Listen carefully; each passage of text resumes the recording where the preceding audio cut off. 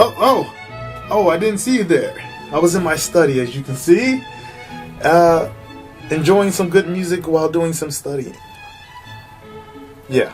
Anyway, so, guys, we are here for a little bit of education on the prehistoric life. Guys, we're here to check out a video on something I hate more than anything in the world, which is one of the world's largest snake that no longer exists. The name of this snake is called a Titan boa, sometimes pronounced as Titanobia. Yeah. This snake, believably, is as big as 11 meters? I mean, not 11 meters. God, that'd be terrifying. It's 11 stories high. When I was a kid, I used to want to learn stuff about fossils and dinosaurs. You know, just be an archaeologist. I'm pretty sure a few of you guys did as well. Anyway, guys, we're here to check out this story about the snake and see if this thing exists in today's time. Would that be a bad thing for us? I'm pretty sure it would, because I hate snakes already. And I'm talking about little bitch ass snakes. You want to see a 6'3" man scream like a girl? Bring a snake around me. It's terrifying. 60 million years ago, following the mass extinction of the dinosaurs, giant snakes roamed. Oh, by the way, I love all types of music too. So opera music or classical music, I used to listen to that a lot, especially when I was studying in college. The Americas. The biggest of these snakes was known as Titanoboa. Titanoboa, and it was okay. just as I said terrifying that, right? as it sounds. Related to modern-day boa constrictors, Jesus Titanoboa Christ. was a monster. Thankfully, Titanoboa went extinct. But what if it didn't? That's exactly what we're going to talk about. Funny thing about fossils, guys, most of the fossils that we see in museums, the bones that are actually used to display that fossil, they all belong to different animals. Because most of the people that found these bones found them in all different regions and areas at a time, but they couldn't fit them together. So they made, their own idea of what they think some of these dinosaurs or giant reptilian look like. So yeah, most of those bones don't really belong to the exact same structure you see.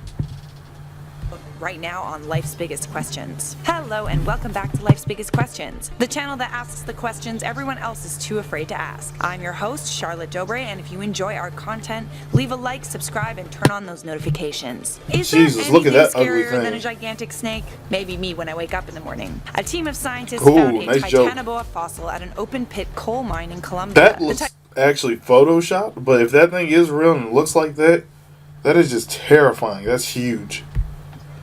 Titanoboa makes modern-day anacondas look like toys. According to fossils, Titanoboa was 12.8 meters or 42 feet long and weighed about 1,100 kilograms or 2,500 pounds. But wait, I said 11 meters. This bitch can get up to 14 meters long?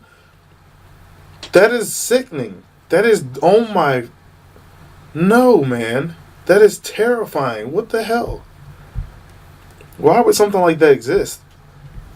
kilograms or 2,500 pounds. But because snake fossils are extremely hard to find, it's not completely out of the question that it could have grown to be even larger. It's believed that Titanoboa ate large turtles and Crocodilomorpha, which were essentially giant crocodiles. The Titanoboa lived in what is believed to have been the first recorded neotropical forest that ever existed. Those crocodiles are like Central over and South 50 feet America easy. exists today. How did Titanoboa get so Ideally. big? Well, back during the Paleocene era, the Earth was quite a bit warmer. The average temperature of its habitat was on average about 32 degrees Celsius or 90 degrees Fahrenheit. Okay, well, see, now that sounds pretty plausible because, I mean, what people are saying now about global warming and stuff is that most of the reptiles and people, well, not people, but the things in that classification, cold-blooded animals, they're getting large again because of the fact that the temperature is supposedly rising due to global warming.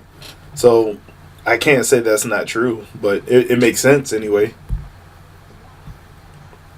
The warm climate allowed for cold-blooded snakes to grow very large, much larger than any snake we currently know of. Even to this day, as you move away from the equator, ectothermic animals decrease in size. Titanoboa became the rainforest's top Back in predator, biblical times, and for good they reason. said stuff like this existed, but could you really imagine something that huge? Look at that thing. Oh my God, I would tell my mom not to have me. Like, let me back in there or something. That's just, ew, that's a terrible image, but I wouldn't want to deal with the world. It is the biggest snake to ever have lived. Titanoboa killed its victims using asphyxiation, where it wrapped itself tightly around its prey and squeezed until its prey suffocated. Once you're in Titanoboa's mouth, there is no escape. Row upon row of sharp, curved teeth that point to the rear of its mouth keep the prey moving toward the stomach. Titanoboa slithered around in water and swamps. Thankfully, it began to go extinct toward the beginning of the Miocene era. But now that you know a little about Titanoboa, let's talk about what would happen if it never went extinct in the first place. First things first, because Titanoboa would need to live in warmer climates, it would only be able to survive in rainforests near the equator. This would be good. Throughout the years of evolution and all that, that snake would have somehow learned to adapt to the colder weather because it has to migrate. Wait. Do they migrate? I don't think snakes migrate. I don't know anything about reptiles so much, but no, there's no way. It would have somehow or another. It would have evolved, and it would have been moving around the world. Fuck that. Or if it didn't, humans would have done it and fucked up the ecosystem, and we all would have died.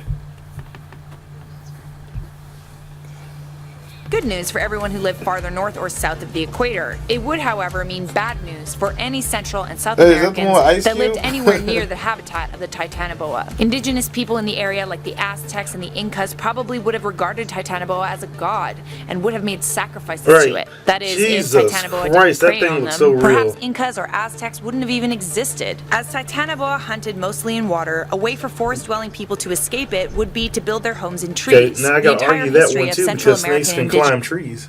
So either way, you're fucked.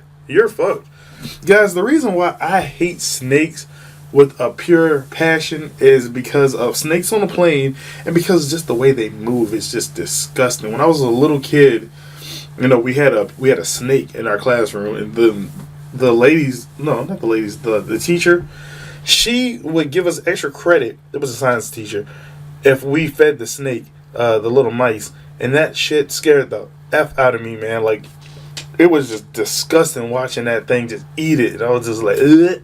It was just disgusting. So, and if you want to see that clip, this is why I'm really scared of snakes on the plane, because of this clip right here. That's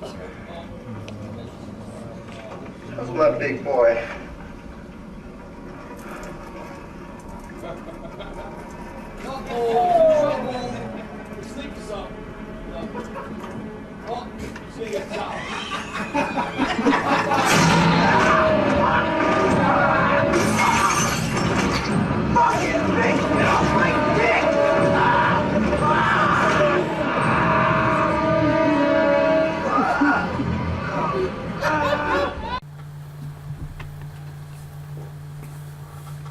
Yeah, because of that damn thing. That clip scared the shit out of me.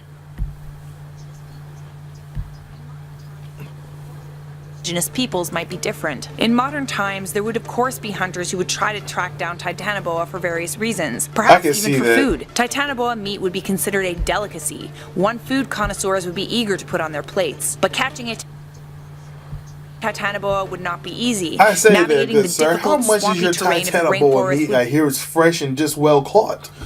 Oh yeah, sir. 600 men died in the process of buying this meat for you or getting this meat for you.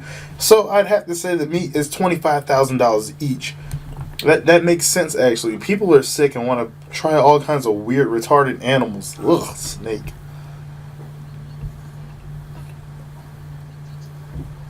It would be needless to say, hard. But one thing you could do to lure it close would be to set a trap. Crocodiles, the Titanoboa's main food source, also lived until modern day. Set a trap with a crocodile and wait for a boa to come to you. Once it devoured its meal, like most snakes, it would be tired and less likely to attack. This would be the perfect time to strike. At the same time, countless books and television shows would be made about the Titanoboa. Nature shows like BBC's Planet Earth would do everything in their power, even risk lives to get footage of it. It's not likely that it would be kept in zoos. After all, it's huge and it would have to be fed crocodiles. No one knows exactly why Titanoboa went extinct. Hell no. If you find somebody stupid enough to actually do that job, you gotta pay them at least $250,000 a day. Fuck that. That thing's too damn huge. It wouldn't even last in the zoo. Nah. Fuck that, man. Nah.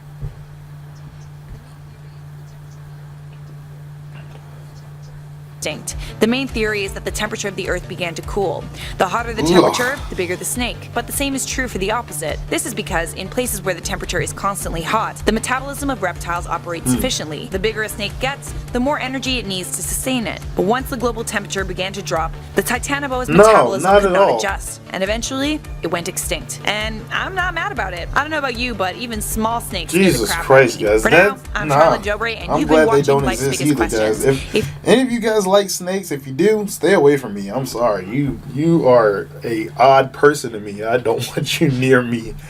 Yo, like that phobia of mine is just so real. Like one of my friends, he fell in cactus once, and that hurt so much. He never forgot that. We talk about it all the time. And he somehow equates that with porcupines, and he's terrified of porcupines. But that's just him. You can't get that out of his mind. I'm sorry, guys. That's just something I'm terrified of. Snakes. He's porcupine.